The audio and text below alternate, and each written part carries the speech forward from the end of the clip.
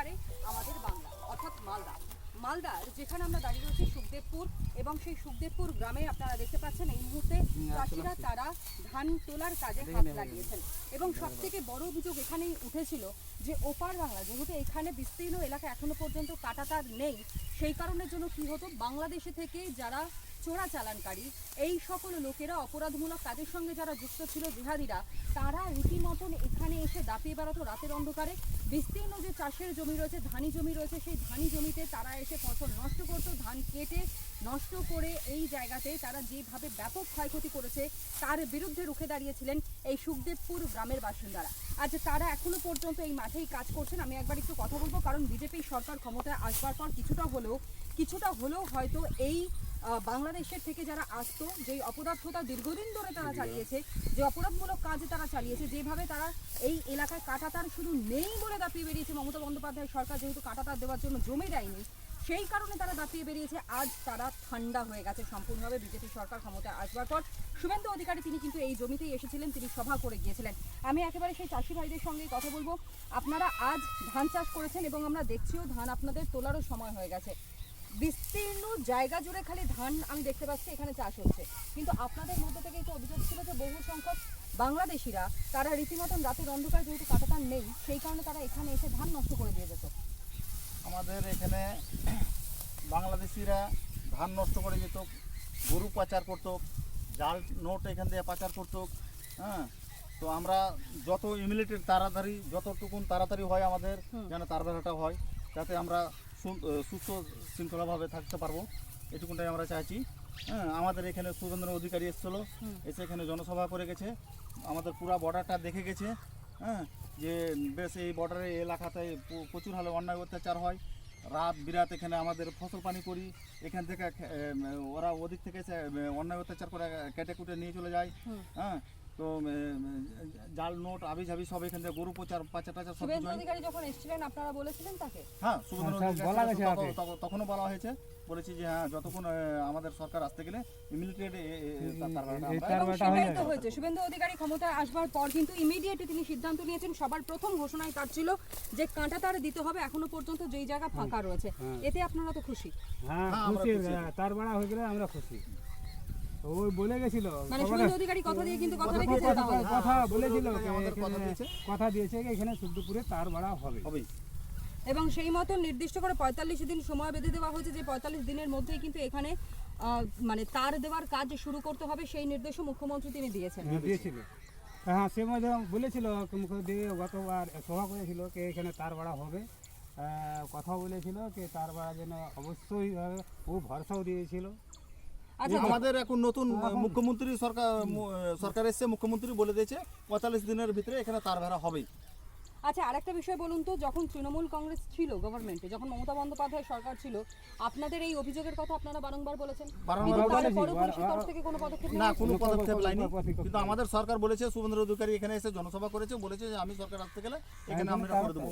এখন 45 দিনের ভিতরে আমাদের এখানে তার বেড়া অবশ্যই হবে। মানে এক কথা বলতে গেলে তার বেড়া দেওয়াতে, অর্থাৎ এই যে ঘোষণা এবং এই তার বেড়া দেওয়ার জন্য যদি তাদের জমি দেওয়ার বিষয়টি থাকে, তাহলেও কিন্তু তারা স্পষ্টত বলেছেন আমরা রাজি আছি। জমি দিয়ে হোক, প্রাণ দিয়ে হোক, যাই করেই হোক না কেন, তার বেড়াটা তারা দিতে চেয়েছেন বারংবার, যাতে এইরকম ভাবে রাতের অন্ধকারে যে তাণ্ডব চলেছে দীর্ঘদিন ধরে, সেই তাণ্ডব যাতে শেষ হয় এবং এলাকার মানুষ যাতে শান্তিতে একটু থাকতে পারেন, সেই কারণের জন্যই। রাতে যখন আপনারা ঘুমাতেন তখন কি ভয় করতো যে জমি এখানে পড়ে রয়েছে, একজন কৃষকের কাছে, একজন চাষির কাছে তার জমিটা তার সন্তানের সমান, দীর্ঘদিন ধরে আপনারা এই ঠাটাপোড়া রোদের মধ্যে চাষবাস করেছেন, কিন্তু সেই জায়গা থেকে দাঁড়িয়ে এই যে নতুন সরকার আসা, ঘোষণা করা, এখন মনে হচ্ছে যে শান্তিতে একটু চাষবাস করতে পারবে? এখন আমরা খুব শান্তিতে আশা করছি, খুব শান্তি শৃঙ্খলায় আমরা চাষবাস করতে পারবো। কিন্তু এর আগে আমরা আমাদের ঘুম হারাম হয়ে গেছিল, যে শান্তি শৃঙ্খলাভাবে আমরা চাষবাস করতাম, ফসল পানি করতাম, অন্যায় অত্যাচার করে ওরা লুটপাট করে নিয়ে চলে যেত। এখন আমাদের লুটপাট করে নিয়ে চলে যেত। আচ্ছা, ওখানে তো বিজেপি ছিল, তাহলে তারা কি করতো? বর্ডার সিকিউরিটি ফোর্স বাংলাদেশে, তারা কি করতো? ওরাও কিছু বলতো না, কত সাপোর্ট করে গাছ কাটতো, এখানে জমি আছে, জমির গাছ কেটে চলে যাচ্ছে বাংলাদেশেরা, সব কিছু জমি কালা ক্ষতিতে এখনো গাছ কাটা পড়ে আছে।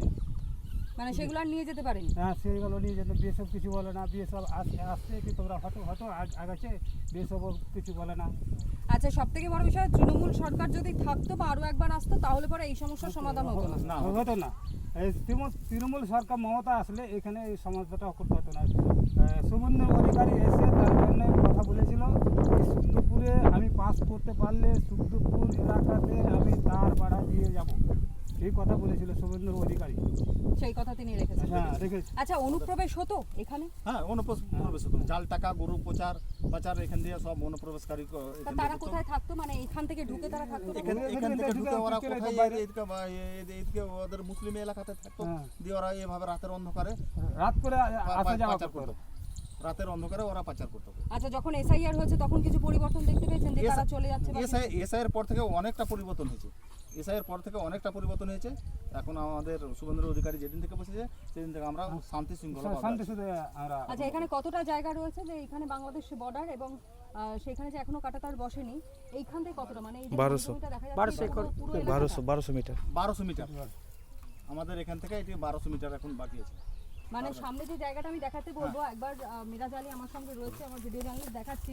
যেখানে দেখতে পাচ্ছেন যে প্রচুর বড় বড় গাছ রয়েছে, সেই গাছের এলাকাতেই কিন্তু কাঁটাতার বসানোর কথা রয়েছে এবং সেইখানেই কাঁটাতার বসানো হবে। এবং সার্বিকভাবে আরও একটা ছবি আপনাদেরকে দেখাচ্ছি, এখান থেকে একেবারে যেই ছবি আপনারা দেখতে পাচ্ছেন, যেইখান পর্যন্ত কাঁটাতার নেই ঠিক তার পাশেই কিন্তু ওই এরিয়া থেকেই কাঁটাতার দেওয়া আবার শুরু হয়েছে। অর্থাৎ সামনের যে জায়গাটা রয়েছে এই ধানি জমি থেকে একেবারে সোজাসুজি যদি আমি দেখাই কর্নার করে, তাহলে সেই জায়গা পর্যন্ত কিন্তু কাঁটাতার দেওয়া, কিন্তু বাকি যে অংশটা রয়েছে সেই জায়গায় কাঁটাতার নেই। অর্থাৎ এখানে কাঁটাতার সম্পূর্ণভাবে বিহীন এলাকা। আর এই জমি নিয়েই কিন্তু কার্যত জট ছিল যতদিন পর্যন্ত তৃণমূল কংগ্রেস সরকারে ছিল। কিন্তু আজ সরকারে পরিবর্তন হওয়ার পর এই সুখদেবপুরের মানুষ তারাই পরিষ্কার করে বলছেন যে সরকারে পরিবর্তন হওয়ার সঙ্গে সঙ্গে সুখদেবপুরবাসীর যে স্বপ্ন ছিল, যে দাবি ছিল, তা ধীরে ধীরে আরও সফল হওয়ার পথে রয়েছে। এবং সার্বিকভাবে এই ছবিটাও দেখাচ্ছি, যেখানে বিস্তীর্ণ এলাকা কিন্তু শুধুমাত্র ধান চাষ রয়েছে, ধান চাষ করে তারা তাদের জীবন জীবিকা নির্বাহ করছেন। কিন্তু এখানেই রাতের অন্ধকারে রীতিমতন বাংলাদেশ থেকে তারা আস্ত জিহাদিরা এসে রীতিমতন তাদের ফসল কেটে নিয়ে চলে যেত। এমনকি এই রুটটাই ছিল কিন্তু পাচার করার রুট। অনুপ্রবেশ থেকে শুরু করে গরু পাচার, জাল নোট এবং একই সঙ্গে যেই নেশার সামগ্রী, সেগুলো কিন্তু এই যে 1200 মিটারের রাস্তাটা রয়েছে, যেখানে এখনো পর্যন্ত কাঁটাতার নেই, সেখান থেকেই পাচার করা হতো। এবং এই জায়গাটা যদি ফেন্সিং দেওয়া হয় বা কাঁটাতার বসানো হয়, তাহলে এই সকল সমস্যা থেকে মুক্তি পাবেন অন্ততপক্ষে সুখদেবপুরবাসী, এমনটা স্পষ্টত গ্রামবাসীরা তারা বলছেন। এবং এর থেকেও আরও একটা বিষয় আমি একটু দেখানোর কথা বলবো, আমার সঙ্গে মিরাজ আলীও